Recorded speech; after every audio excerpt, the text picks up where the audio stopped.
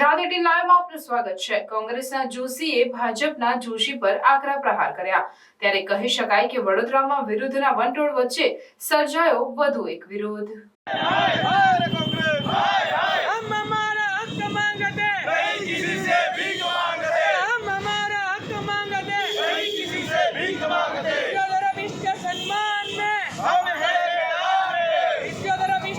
વિરોધોના વંટોળ વચ્ચે વધુ એક વિરોધ। કોંગ્રેસના જોશીએ ભાજપના જોશી પર આકરા પ્રહાર કર્યા, જેને લઈને ફિઝિયોથેરાપી સંગઠન દ્વારા વિરોધ કરવામાં આવ્યો। ગઈકાલે કોંગ્રેસે કલેક્ટર કચેરીને આવેદન આપ્યું, ડોક્ટર શબ્દ લગાવો નહીં, જેના વિરોધમાં ફિઝિયોથેરાપી ડોક્ટર આજે ચકલી સર્કલથી કલેક્ટર સુધી બેનરો સાથે રેલી કાઢીને કલેક્ટરને આવેદનપત્ર આપ્યું હતું અને કોંગ્રેસના ભારે સૂત્રોચ્ચાર કર્યા હતા। જે રીતના કોંગ્રેસે કીધું કે ડોક્ટર આગળ લડવાનું નહીં તેવા શબ્દો કહેતા ડોક્ટર એસોસિએશનમાં નારાજગી જોવા મળી। લોકસભાના ઉમેદવાર ડોક્ટર હેમાંગ જોશીએ પોતાના નામની આગળ ડોક્ટર કેમ લખ્યું છે તે કોંગ્રેસે કહેતા આજે વિરોધ કરવામાં આવ્યો, જેમાં મોટી સંખ્યામાં ફિઝિયોથેરાપિસ્ટ ડોક્ટર કલેક્ટર કચેરીએ ઉપસ્થિત રહ્યા હતા।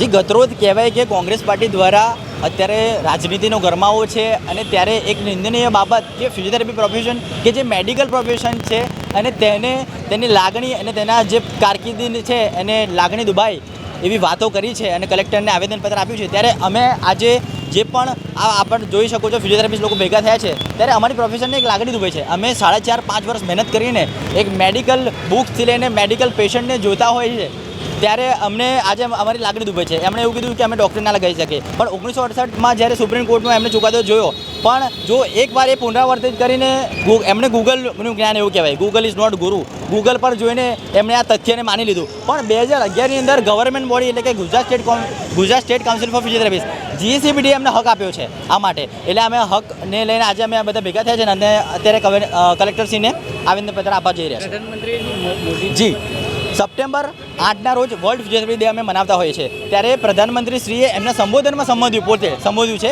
કે ફિઝિયોથેરાપીવાળા ડૉક્ટર એવું બોલ્યા છે। એ ક્લિપ પણ હું આપને પ્રોવાઈડ કરી દઈશ, આપ જે પણ દર્શક મિત્રો છે એમને બતાવી શકો છો। પોતે માનનીય વડાપ્રધાન મોદી પણ સ્વીકારે છે કે ફિઝિયોથેરાપી ડૉક્ટર કહેવાય અને આ એક ફિલ્ડ છે કે જેમાં ફિઝિકલ ડિસેબલ પીપલ હોય એને અમે ઊભા કરતા હોઈએ છીએ, એમને નવી આશા જગાડતા હોઈએ છીએ અને એમને સારા કરતા હોય રિકવરી કરતા હોઈએ છીએ। હેમાંગ જોશીની સાથે સાથે બીજા પણ ફિઝિયોથેરાપી જે ડૉક્ટર છે એમની પણ જે લાગણી દુભાઈ। હા ચોક્કસ, કેમ નહીં, ડૉક્ટર હેમાંગ જોશીની તો લાગણી દુભાય જ, પણ અત્યારે ચૂંટણીના આરે કોંગ્રેસ જે વિકાસની રાજનીતિ ખોટી રમી રહી છે એ તદ્દન ખોટી અને નિંદનીય છે અને અમારી લાગણી તદ્દન ખરેખર દિલથી દુભાઈ છે। એટલે અમે બધા ફિઝિયોથેરાપિસ્ટ કોઈ સંગઠન કે કોઈ પાર્ટી તરફથી નથી આવ્યા, અમે કોઈ રાજનીતિક પાર્ટી તરફથી નથી આવ્યા કે કોઈ અમારો આ ચમકલો નથી કે અમે કોંગ્રેસ પાર્ટીને ખોટી રીતે સાબિત કરીએ, પણ આ જે એમણે અમારી ઉપર ખોટા આક્ષેપ કર્યા છે એની માટે અમે સૌ ભેગા થયા છે। અમે માંગણી એ જ છે કે એ 24 કલાકની અંદર માફી માંગે અને એમનું નિવેદન છે પાછું લઈ લે, કેમ કે ખોટું છે અને આ ખોટું હવામાં આક્ષેપ કર્યા છે તદ્દન ખોટું છે, નિવેદન પાછું લે એ અમારી માંગણી છે। મારું નામ ડૉક્ટર આશીષ પરમાર, વડોદરા, ગુજરાત। તમામ લોકોને ખ્યાલ છે કે ગુજરાતમાં 7મી મેના રોજ એક ઇલેક્શન છે।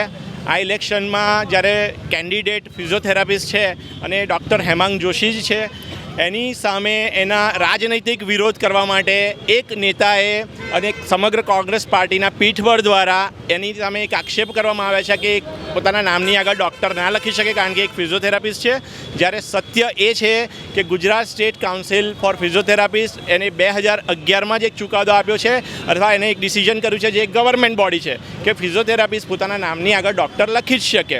હવે આ એકદમ કોઈપણ જાતના સંશોધન કર્યા વગરનો આરોપ છે અને એમને ખ્યાલ નથી કે એમને ફક્ત હેમાંગભાઈ પર હુમલો નથી કર્યો, આ હુમલો ગુજરાત, વડોદરા અને ભારતની તમામ ફિઝિયોથેરાપિસ્ટ કોમ્યુનિટી કે જે બહુ જ મોટા નંબર્સમાં છે હવે, કારણ કે ઘણી બધી કોલેજોમાંથી ઘણા બધા સ્ટુડન્ટ્સ પાસ આઉટ થાય છે, પ્રેક્ટિસિંગ ફિઝિયોથેરાપિસ્ટ પણ ઘણા બધા છે અને દેશ નહીં વિદેશમાં પણ ફિઝિયોથેરાપિસ્ટ છે, જે લોકોએ પણ આનો ટેલિફોનિક અમને વિરોધ નોંધાવ્યો છે અને અમને પીઠબળ આપ્યું છે, જેથી આ મુદ્દો ખૂબ જ ગંભીર બની જાય છે। કોંગ્રેસ પાર્ટીએ આ માટે સમગ્ર ફિઝિયોથેરાપિસ્ટ કોમ્યુનિટીની માફી માંગવી જોઈએ અને 24 કલાકમાં પોતાનું નિવેદન પાછું લેવું જોઈએ, કારણ કે આ જો નહીં થાય તો અમારા પ્રોફેશનવાળા બિલકુલ આનો જબરદસ્ત વિરોધ કરશે અને આના આંદોલન ગાંધીજી ઇન્ડિયા માર્ગે છેક સુધી લઈ જશે।